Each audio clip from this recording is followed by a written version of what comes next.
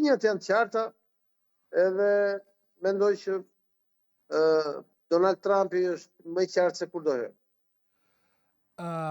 Kulla, pat një shqetësim nga vendet... Të tjerat me mbetën fjalë.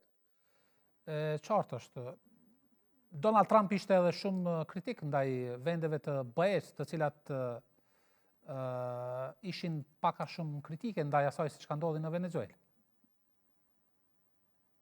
Po, nuk kanë qenë kaq kritik për shembull vendet europiane ndaj zotit Maduro, kur është vërtetuar që kontenerat me kokainë ishin nga nipërit e bashkëshortë të zotit Maduro.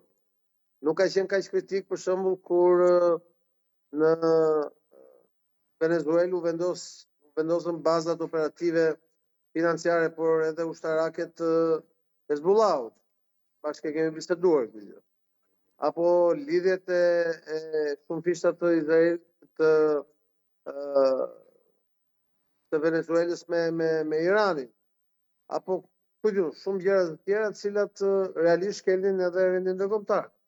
Sepse nëse do të flasim dhe do të nënkuptojmë për sovranitet një vendi, po me gjithë respektin, por sovraniteti i atij vendi do të thotë që ti do merresh me vendin tënd, nuk do merresh me destabilizimin e të tjerëve. Dhe të gjitha këto faktorë që unë përmenda, pra lidhjet me Hezbollahun, lidhjet me Iranin, trafiku ndërkombëtar i drogës,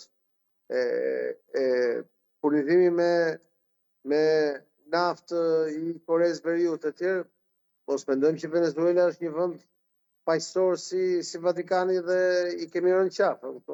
Venezuela është një vend militarist, ka qenë një vend militarist, dhe Hugo Chavez i vet ka qenë një drejtues ushtarak, i cili ngriti një sistem që ne sot e njohim si chavizëm, dhe ju me drejt pyesni a do mbijetojmë më chavizmi, por mos harrojmë që gjithë kjo gjë e cila lind me atë që ka ndodhur në Kubë që në vitet 60, që solli në fuqi komunistët Che Guevarën, Fidel Castro e tjerë, ka qenë gjitha një epokë e madhe të një pasurie që vinte nga komunizmi ushtarak dhe militarist. Por Kulla, kemi vende fqinje të cilat u fol shumë për ata se Maduro kishte vjedhur zgjedhjet në Venezuelë, por ne kemi vende të cilat janë akoma më afër gjeografikisht SBA-s dhe të cilat janë në diktatura klasike, siç është Kuba, por nuk ndodh një gjë e tillë sikur ajo që ndodhi me Venezuelën. Pra, këtu flitet për qëllime strategjike përtej asaj se çka deklarohet.